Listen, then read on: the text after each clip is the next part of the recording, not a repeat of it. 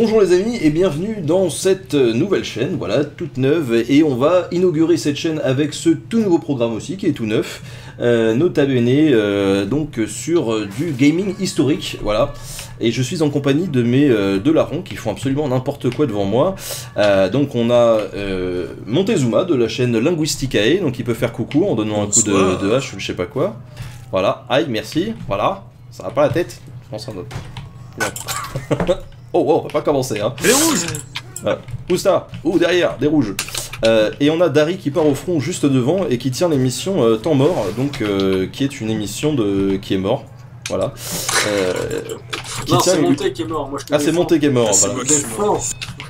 Qui tient une émission d'histoire et d'archéologie. Voilà, donc vous pouvez aller voir aussi, c'est génial. Non, c'est pas du tout moi qui t'ai tué, c'était pas vrai, tu n'as rien vu. On vient de tous mourir dès le début, et en plus, je suis mort brûlé. Voilà, c'est génial, c'est absolument génial. Non, t'es mort parce que je t'ai mis un coup de hache en fait. D'accord. Donc dans cette émission de gaming historique, qu'est-ce qu'on va faire? Donc on vous présente tout d'abord un jeu, rapidement, et ensuite, eh bien, on développe un petit peu tout ce qu'il y a autour, au niveau historique, voilà, tout simplement. Donc on va parler, pourquoi pas, des armes, des armures, des sièges, effectivement, qu'il peut y avoir à l'époque médiévale. On va également parler d'héraldique un petit peu au niveau de la science des blasons, etc. Peut-être un peu de la vie au Moyen-Âge. On va voir, en gros, on va essayer de faire un petit pot pourri de tout ce qu'on peut dire sur ce jeu et puis sur son univers.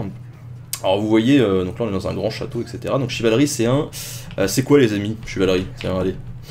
C'est un FPS, donc First Person Shooter, même si on shoot que quand on a un arc ou une arbalète, mais en vue à la première personne, on a les grosses armes, les grosses armures, et il faut taper sur des méchants. Voilà, les méchants... Je vais pas tarder à me faire kick parce que j'ai confondu les bleus et les rouges. Ah bah je viens de te tuer en fait, et effectivement tu venais de m'attaquer avant, je m'étais défendu. Désolé. Donc, voilà, bien fait. C'est le souci quand on ne connaît pas ses couleurs. Voilà. Ouais, non mais ça c'est...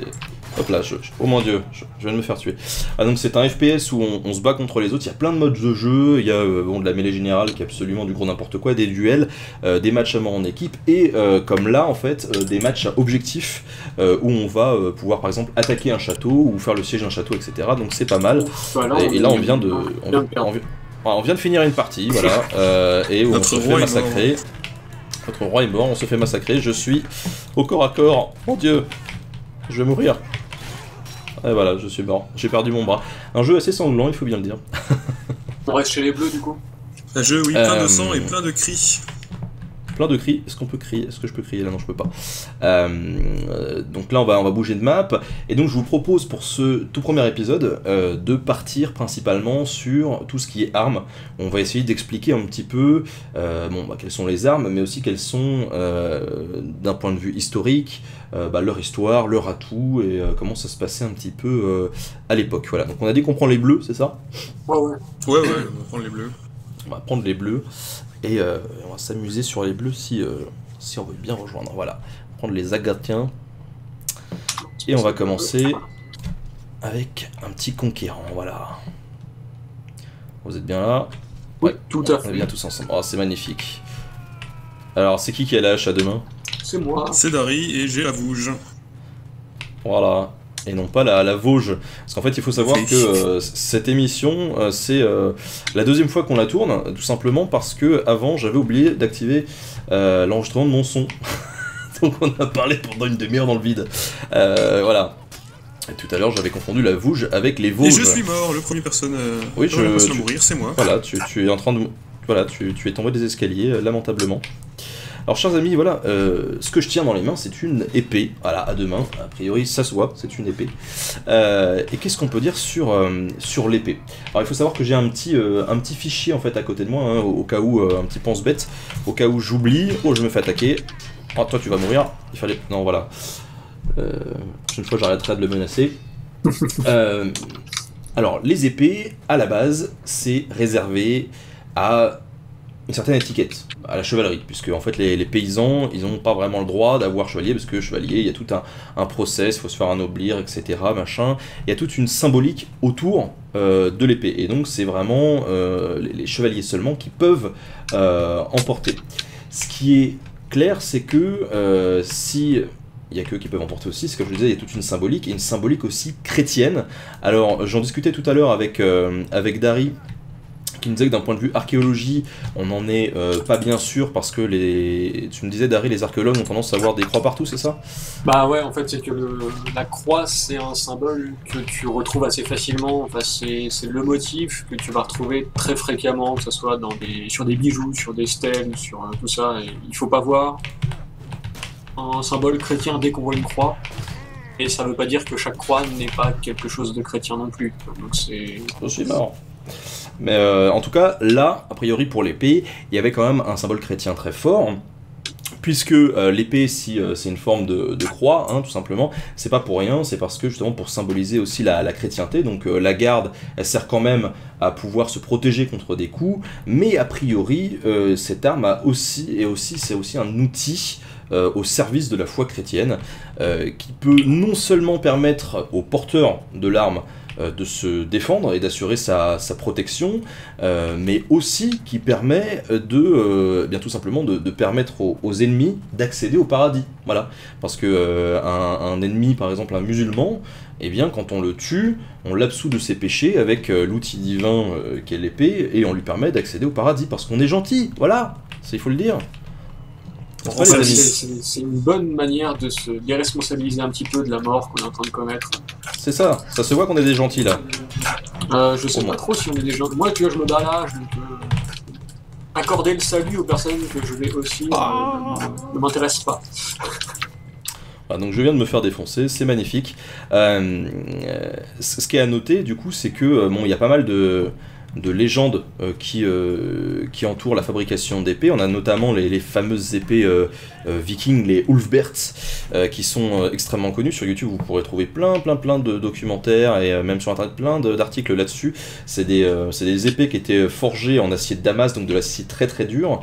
Acier de Damas, c'est intéressant, parce que Damas, c'est pas vraiment à côté de la Scandinavie, donc on voit qu'il y avait quand même des routes commerciales qui étaient tracées assez dures, et de l'acier de Damas qui était très cher. Donc c'était seulement l'élite des vikings qui pouvaient se payer ce genre de matériel, les Ulfberts, et c'était des épées qui étaient très solides et très souples à la fois, donc au combat c'était vraiment génial. Mais il n'y a pas que ça comme légende, parce que, oh mon dieu, Dari, j'ai les deux sur moi, au secours. En fait, je ne te vois plus, j'ai dû supprimer l'affichage de mes alliés, c'est assez étrange. Oh là là, mesdames et messieurs, en direct, je crois que je suis en train de réussir quelque chose. Oh là là, oh oui. La seule chose que j'accomplis, c'est mourir. Je ne tue pas les autres, je ne tue même pas mes copains, donc c'est une prouesse. Je ne vais pas me faire... Alors en fait, moi, sur le milieu de mon écran, j'ai un bug. Je vois une tête de mort symbolisant Dari. Voilà, Dari, tu es mort tout le temps. Ah bah voilà, c'est parce que c'est peut-être pour ça que j'ai un gros bug, en fait. Bon, bah, c'est pas grave, tu parlais de légendes, là, des légendes de Moyen-Âge central, parce que j'ai entendu parler de Vikings, et on a des vieilles légendes... germanique mérovingienne, qui nous parle d'un forgeron qui s'appelle Weyland, qui nous renseigne sur la forge justement des armes. On va peut-être y venir un peu après. Mais surtout le haut Moyen-Âge, on ne connaît pas l'acier. On parlait de l'acier de Damas. Surtout le haut Moyen-Âge, on ne connaît pas l'acier du tout, et pour renforcer le fer, on peut remplacer le manque de carbone par de l'azote. Et pour enrichir en azote du métal, il faut le faire digérer par des oies. Et donc on a toute une légende sur ce forgeron qui fabrique une épée. Il la trouve pas assez bien, donc il va la raboter en fin copeaux, la faire bouffer à des oies, ramasser la fiente des oies, de nouveau faire fondre les fientes pour récupérer un petit lingot de fer, enrichi en azote du coup, puis reforger une épée avec, et puis au fur et à mesure comme ça, elle va devenir de plus en plus pure, jusqu'à ce qu'elle soit assez bien pour ce qu'il espérait en faire. Ouais, c'est très rigolo quand même de faire bouffer des copeaux de métal à une oie pour en tirer un meilleur parti, c'est rigolo. Je me demande comment il faisait pour la convaincre. Est-ce que tu penses qu'on convainc les oies aujourd'hui pour faire du foie gras? Ah non, mais là, c'est quand même du fer qu'on leur fait bouffer. Ouais, mais c'est des petits copeaux, noix. Il y a plein d'animaux qui mangent des cailloux pour se les digérer. Donc, un petit copeau de métal, ça passe tout seul. Hein. Est-ce que le bug d'affichage va disparaître? Eh bien non, c'est cool. Écoute, pendant toute la vidéo, j'aurai ce petit point avec la tête de mort de Dari en plein milieu. En tout cas pendant tout ce match.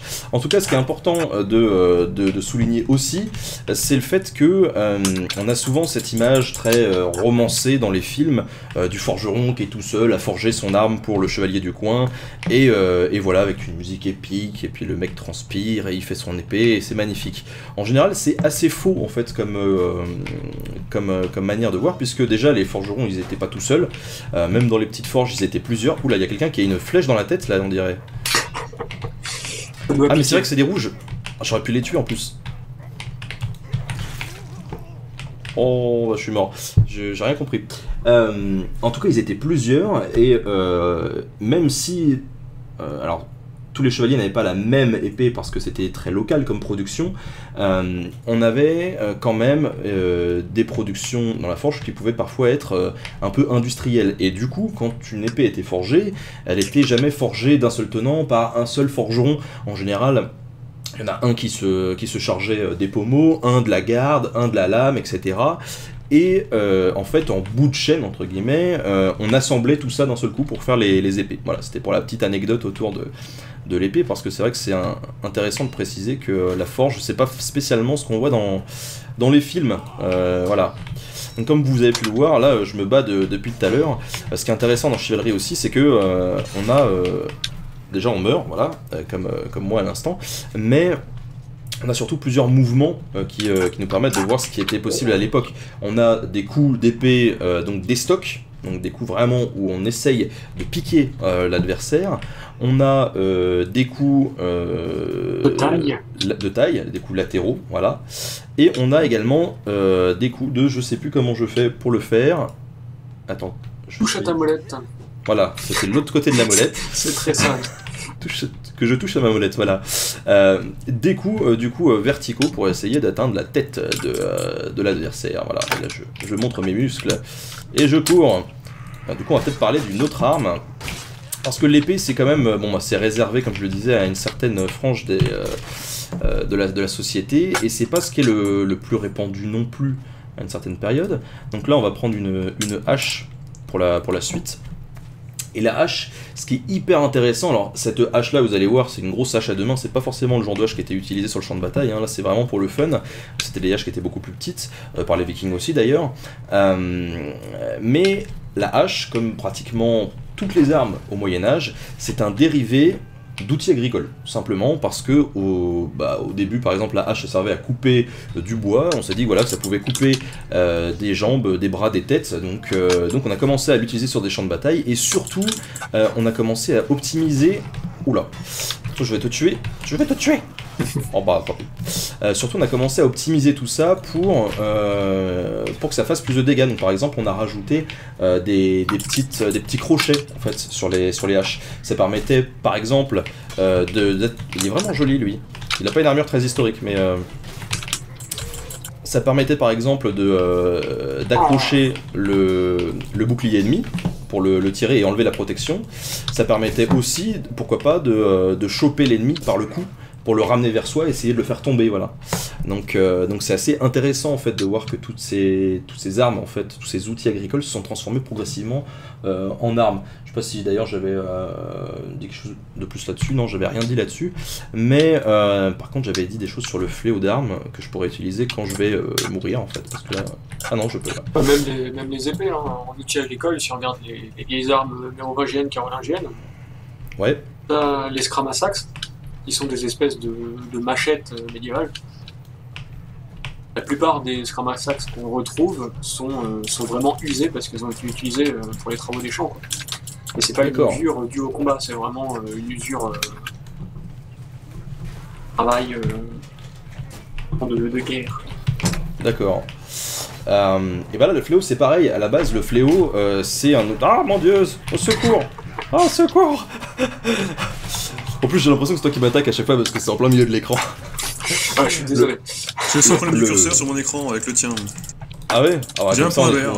On est tous gâtés, c'est super. Moi, je ne vous vois plus, en fait. En fait, le fléau, à la base, c'est aussi une arme agricole qui sert à moudre, enfin, séparer le grain à séparer le grain, de la voilà. plante. C'est exactement ça. Et on l'a transformé en arme. Donc vous voyez, c'est un petit bâton, une chaîne, une boule au bout. Une boule qui peut être plate, il peut y avoir des picots, elle peut être petite, grande, il peut y en avoir une, deux, trois. Enfin voilà, il y a plein de variantes. Mais globalement, un fléau d'arme, c'est ça. Et on n'appelle pas ça un fléau pour rien, puisqu'en fait, à un moment donné, eh bien, les protections ont évolué, donc on est passé à des grosses armures de mailles, de plaques, etc. Et pour couper, c'était beaucoup moins évident, par exemple avec une épée, etc. Donc, eh bien, on s'est dit, le meilleur moyen d'arriver à détruire l'adversaire, c'est pas de le couper en tranches pour en faire du jambon, mais c'est plutôt d'essayer de lui péter les os, voilà, de le broyer. Et donc là, le but du jeu, c'est qu'avec la masse et la force d'inertie de l'arme, on va venir broyer les os de l'ennemi. Et alors le fléau, ce qui est assez intéressant... Oula, je suis en train de me faire tuer. Voilà, il s'est vengé de tout à l'heure, sans rancune. Ce qui est assez intéressant avec le fléau, c'est que par exemple, on peut aller choper des parties qui sont pas très accessibles sur l'armure au départ. Par exemple, on pouvait essayer d'attaquer l'ennemi dans le dos, enfin de toucher le dos en attaquant de face. C'est-à-dire qu'on donnait un grand coup de fléau par-dessus son épaule et on venait taper sur son dos. Et ça c'est hyper intéressant parce que à l'époque, forcément, on protège plus le devant, les bras, etc., le cou, que le dos, parce qu'on n'est pas censé faire dos à l'adversaire. Donc si on met un coup là où il y a le moins de protection, eh bien ça fait mal et c'est gagné. Ça fait plus que mal. Ça fait plus que mal en général, oui. C'est un bon limbago qui dure un peu beaucoup de temps là. Oh mon dieu. Alors je suis hyper mauvais en fléau, voilà, je n'y arrive pas. Non, mais moi, Et il y a quand même un problème avec le fléau, c'est que avec la force d'inertie, du coup, si jamais on loupe son coup, on a des chances de se faire mal soi-même, de se le prendre en pleine poire. Par exemple, un coup comme ça de haut en bas, il y a une bonne chance qu'on se pète la jambe en se foutant le boulet dans la jambe. Donc c'est pas... voilà, il faut le manier avec parcimonie. Voilà, on va y aller doucement. Bon, je vais les laisser me killer, de toute façon, c'est pas très grave. Allez-y, tuez-moi. Je me laisse faire. Ou pas. On peut parler rapidement des archers, par exemple. Alors, on n'a pas fait les armes d'Ast. Les armes d'Ast, donc, Linguisticae confirmera ou pas, mais Ast, ça vient de lance en latin. Alors, a priori, je ne peux pas j'ai pas été vérifié, mais ça doit être ça. Voilà, et du coup ça en gros c'est des armes à peu près normales, pareil des rives agricoles qu'on a foutues au bout de très grands bâtons, et donc ça fait des armes de longue portée qui étaient très utilisées aussi au Moyen-Âge, dont la vouge, dont la lance, et celle qu'on peut jouer dans le jeu, là, je ne sais plus, la Hallebarde, non, c'est pas ça. Non, c'est pas ça, la je vais dire ça. La barbiche. La barbiche, ensuite. La barbiche. La barbiche. La fourche. C'est la barbiche. La fourche après. C'est la bardiche, pas la barbiche, voilà. Mais donc c'était pas mal. Donc l'arc, ça c'est hyper intéressant aussi parce que là on sort carrément des armes de corps à corps pour passer à des armes assez longues portées. Et ce qui est intéressant, c'est qu'au départ les arcs c'était très mal vu. Et c'était vraiment réservé aux pauvres, en fait, aux paysans, qu'on tenait pas beaucoup en estime, parce que les chevaliers, eux, bon, ils peuvent aller sur le champ de bataille, etc., montrer leur bravoure, mais ceux qui n'ont pas de sous et qui sont lâches, on les fout derrière avec des arcs, et puis comme ça, on est tranquille. Oh. Alors là, attention, combo, est-ce que je vais l'avoir? Oui. Quel dieu. Et donc au début c'était assez mal vu en fait les archers, ce qui est bête parce qu'en fait c'est hyper puissant, et quand les armées vont se rendre compte que effectivement c'est génial les archers, et ben on va commencer à en mettre un petit peu partout. Donc les premiers archers vraiment qui sont sortis du lot, il y a eu les vikings, hein, les normands, qui dans leur raid utilisaient beaucoup l'arc, et ça s'est vu puisqu'ils avaient des bons résultats, mais c'est surtout les Anglais qui avaient des super archers quoi. Nous, notre côté en France, on avait des cavaleries lourdes principalement, qui étaient vraiment, on avait les cracks des cavaliers. Par contre, de leur côté, je sais pas où sont les ennemis. De leur côté, eux, c'était les Anglais, c'était vraiment les archers, les meilleurs archers. Ah, c'est l'Angleterre post-conquête normande, c'est pour ça. Oui, c'est ça. Ça joue. Ça joue. Oh mon dieu. Le Normand a parlé. Ouais, ça va, je fais mon chemin. Bah, t'as raison. Mais en tout cas, donc ils avaient des arcs qu'on appelait des arcs droits, c'était des grands arcs qui pouvaient faire jusqu'à, qui faisaient 2 mètres, voilà, qu'on utilisait principalement pour la chasse au début et ensuite qui sont arrivés dans l'armée. Et ces arcs-là pouvaient facilement tirer des flèches jusqu'à 200 mètres. Alors jusqu'à 200 mètres, bien sûr, ça perdait de sa force, donc on tuait pas un homme peut-être à 200 mètres. Oula. Je crois que j'ai tué un copain. Je vais lui écrire sorry. Sorry man. On pouvait pas tuer quelqu'un à 200 mètres, mais par contre on pouvait tuer facilement un chevalier en côte de maille à 100 mètres et un chevalier en plaque à 60 mètres. Donc c'était quand même pas mal, et à l'époque les archers étaient tellement expérimentés. Alors un archer anglais, il fallait quelques mois au moins pour le former minimum, hein. C'était pas les paysans qu'il y avait au tout début, voilà, c'était vraiment le niveau au-dessus. Et eux étaient tellement forts que pendant très longtemps, ils étaient supérieurs à toutes les autres armées, et que même nous avec notre cavalerie de tarés, on n'arrivait pas à les avoir, puisque les archers arrivaient à arrêter des charges de cavalerie lourde, ce qui était quand même assez incroyable. Et d'ailleurs ces archers, ils étaient tellement réputés que quand un Français chopait un Anglais, en général, ce qu'on faisait tout de suite, oula, je me fais attaquer, ce qu'on faisait tout de suite était lui couper les 2 doigts pour éviter qu'il puisse tirer à nouveau avec son arc. Et, du coup, ce qui a donné de la main qui bande l'arc. Exactement. Et ce qui fait que ça donnait naissance à une petite tradition, voilà. C'est-à-dire qu'en France, pour manifester notre désaccord avec un citoyen avec qui on ne s'entend pas, on fait un doigt d'honneur, voilà. Tout simplement. En voiture, voilà, en disant « cher voisin, je ne suis pas d'accord » et on lui fait un doigt d'honneur. Eh bien, en Angleterre, on fait pas ça. Dans de nombreux films, vous avez pu le voir, en général, ils font ça. Ça, pourquoi? Parce que ça voulait dire « Hey Coco, viens ici, viens chercher mes doigts ». Voilà, tout simplement. Donc ça vient de là, en fait, l'insulte visuelle en Angleterre, pour la petite anecdote. Est-ce que j'avais d'autres choses à dire sur cet arc? Je sais plus trop. Ah oui, on n'a pas parlé de la cadence. En fait de tir, puisque un archer, faut quand même le souligner, un archer anglais bien entraîné, ça pouvait tirer 10 flèches à la minute. Donc c'est quand même énorme, ça fait une cadence de taré. Et à l'époque, on avait dans les armées, en général, 60 flèches devant un archer pour qu'il puisse tirer pendant du coup 6 minutes sans interruption. Voilà. Ce qui fait quand même une bonne pluie de flèches. Vous multipliez ça par un nombre d'archers et voilà, c'était ça faisait bobo. Dans Medieval Total War, on a 25 flèches sur nous. Chevalerie. Dans Chevalerie. Je confonds les... C'est pas grave, je confonds les jeux. Oula, j'ai failli tuer mon pote. Ah, non. Oui, on a un peu plus de flèches que la normale historique, parce qu'il faut que ça soit fun. On bat court de munitions trop vite, c'est un peu relou. Mais en gros, pour vous donner une idée, Charlemagne voulait que ses hommes aient à peu près 12 flèches sur eux. Donc voilà, on a à peu près 2 fois plus pour le fun. Mais bon, même au niveau de la cadence de tir et tout, ça respecte pas mal. Après, ça reste quand même du jeu qui est un peu arcade, voilà.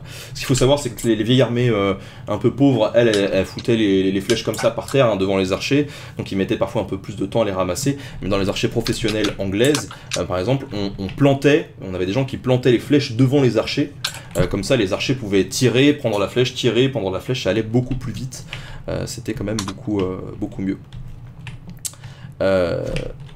Évolution peut-être pendant qu'on joue de l'arc, on a eu l'arbalète.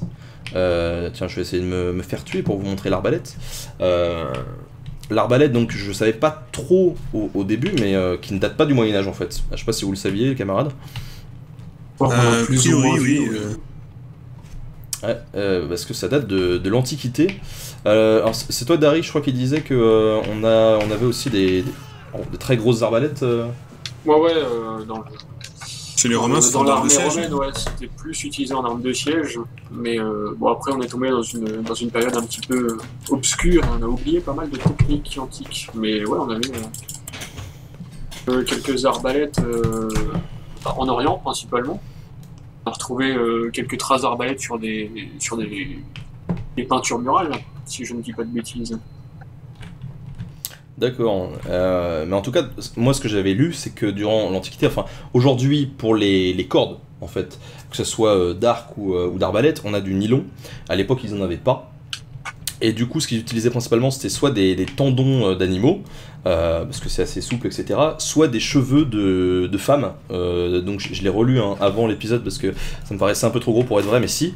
Donc c'est... En gros, ils prenaient des cheveux de femmes, des cheveux longs, qu'ils tressaient ensemble, et du coup c'était assez souple et résistant, et ça permettait de faire une bonne corde, ce qui fait que quand on attaquait un village et qu'on saisissait les femmes du village, bien souvent en fait on leur coupait les cheveux pour prendre leurs cheveux et les mettre de côté pour s'en faire une réserve de cordes tout simplement. Bon, après ça posait quelques problèmes aussi, parce que quand on pétait son arbalète sur le champ de bataille, bon, c'était un peu compliqué de remplacer la corde. Oula. Oh là là, oh là là. Je vais me faire tuer. Je vais me faire tuer. C'est son duel. Oh, il arrive par derrière. Influent. Non, il n'y a pas le même système d'honneur. Celui qu'on peut espérer retrouver dans ce genre de jeu. En tout cas, on peut aussi parler des pointes pour les archers. Ah bah pour les deux, en tout cas, il y avait plein de systèmes de pointes. Et pour les arbalètes, bien évidemment. Il y avait plein de systèmes de pointes. Il y avait les pointes... parce qu'une pointe normale, en fait, ça perçait pas une côte de maille. Hein. Tout simplement, il fallait des pointes qu'on appelait perce-mailles, qui étaient des pointes vraiment spécifiques pour rentrer dans les mailles. Et en fait, il y avait plein de pointes différentes. Il y avait des pointes qui étaient très utilisées, par exemple, pendant les batailles navales, pour couper les voiles ou les cordages. On avait des pointes pour enflammer les flèches. Et donc par exemple, alors ça dans les films, des fois on voit les mecs, ils enflamment une flèche, ils la tirent sur un mec, le mec prend feu. Comme si le mec s'était trempé dans un bain d'huile de poids avant. Normal. Bon, c'est parce qu'ils sont habillés en synthétique à l'époque. Bah oui, ça brûle facilement. C'est pour ça, fatalement. Mais non, en fait c'était pas le cas, c'était des flèches qui étaient en fait un peu creuses, et on pouvait bourrer la flèche soit de poids, ou que ça brûlait très bien, soit de crottin de cheval par exemple. Et ça en fait on le tirait principalement sur les habitations, sur tout ce qui pouvait brûler, pour les empêcher, en fait quand quelque chose brûlait par exemple dans un château, ils allaient éteindre le feu, et pendant ce temps-là ils nous tiraient pas dessus, donc c'était quand même assez pratique de ce point de vue-là. Je sais plus exactement ce qu'il y avait d'autre comme type de flèche. Enfin, il y avait des flèches spéciales avec des petits crochets qui fait qu'on pouvait pas les retirer, ou difficilement les retirer. Ouais, j'ai tué quelqu'un. Si elles se plantaient. En gros, c'était des flèches quand tu te le prenais, par exemple dans le ventre, et soit en fait tu arrachais, et donc avec les crochets ça faisait venir tout un morceau de chair, et bon tu décédais, soit tu faisais transpercer la flèche, en fait tu la faisais traverser dans le corps pour qu'elle puisse ressortir de l'autre côté et éventuellement espérer en sortir vivant. Enfin, vu qu'à l'époque les pointes il les trempait plus ou moins dans l'urine, ou il les laissait rouiller à l'air pour que le mec se chope une maladie si jamais il meurt pas, bon voilà. Ils étaient gays à l'époque, ils étaient très gays. Ah bah ils savaient faire la guerre. Ouais, c'est sûr. Enfin, pour en revenir à l'arbalète, ce qui est sûr, c'est qu'au niveau de cadence de tir, c'était pas du tout la même chose. Hein. Ça devait être 4-5 carreaux maximum par minute, parce que c'était vraiment hyper chiant à recharger, machin, etc. C'était carrément une autre paire de manches que l'arc. Et l'arbalète, ça a été très très mal vu pendant pas mal de temps. Oh mon dieu! Ça a été très mal vu pendant pas mal de temps parce que, en fait, c'était jugé comme totalement déshonorant. En fait, on a les chevaliers forcément qui étaient au corps à corps, et on a beaucoup de chevaliers en fait qui se sont fait tuer par l'arbalète, parce que avec la puissance que ça dégage, le carreau arrivait, ça transperçait l'armure du chevalier, le chevalier meurt, et on se disait mais c'est complètement abusé, le mec est à 60 mètres, il se cache derrière des sapins, et nous il y a nos braves chevaliers qui sont là, qui ont plein d'honneur, qui respectent des codes. Oh, je viens de me faire brûler, je suis passé l'arme à gauche, tant pis. Et ils se font tuer comme ça, c'est vraiment un déshonneur total. Et donc, pour ça qu'au début, les arbalétriers, c'était plutôt des gens pauvres aussi, on s'en foutait un petit peu de qui on donnait l'arbalète, d'autant que l'arbalète, en 3 semaines, on formait quelqu'un pour toucher la cible, donc ça allait.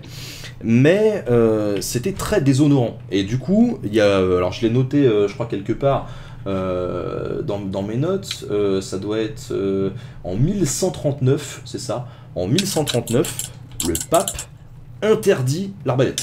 Okay, parce qu'il dit non mais attendez, ça va, nous on a des bons chrétiens et ils se font tuer comme ça, non, donc pas possible, on interdit l'arbalète, en tout cas on interdit de l'utiliser contre d'autres chrétiens. Précis. Voilà. Ça c'est les nuances du pape qui sont toujours magnifiques. Voilà, parce que si c'est pas des chrétiens, bon, allez-y, y a pas de problème. Alors il faut que la pointe de la flèche, du carreau, soit en forme de croix pour qu'ils atteignent le paradis quand même, sinon ça compte pas. Si on suit la logique de l'épée de tout à l'heure... Bah c'est vrai. Ça va pénétrer moins bien. Mais en tout cas voilà, c'est interdit, et malgré l'interdiction, il y a quand même pas mal de gens qui vont s'en servir, parce que faut pas déconner quand même, c'est vachement bien, et sur le champ de bataille on va pas se priver d'un truc qui peut rapporter. Donc on a par exemple Richard Cœur de Lion qui va clairement s'en servir pour partir en croisade aussi, mais enfin voilà, il va s'en servir, il va monter des régiments d'arbalétriers qui eux vont être très très formés et très payés. Là on va passer du tout au tout, ça va être des unités d'élite. Et en fait, les arbalétriers, ça va être une des unités qui sera les mieux payées à l'époque. Presque plus payées parfois que certains chevaliers, mais c'est vous dire à quel point, voilà, ça sera vraiment des unités d'élite. Et ça va devenir assez indispensable, et du coup ça va durer comme ça va devenir une unité d'élite jusqu'à l'apparition de la poudre, où là ça servira plus vraiment à grand chose. Donc les arbalètes on va les laisser au placard. Quand même, pour l'ironie de la situation, il me semble que Richard Cœur de Lion, qui avait du coup outrepassé cette interdiction, s'est fait buter par un carreau d'arbalète. En tout cas il est mort des suites de ses blessures.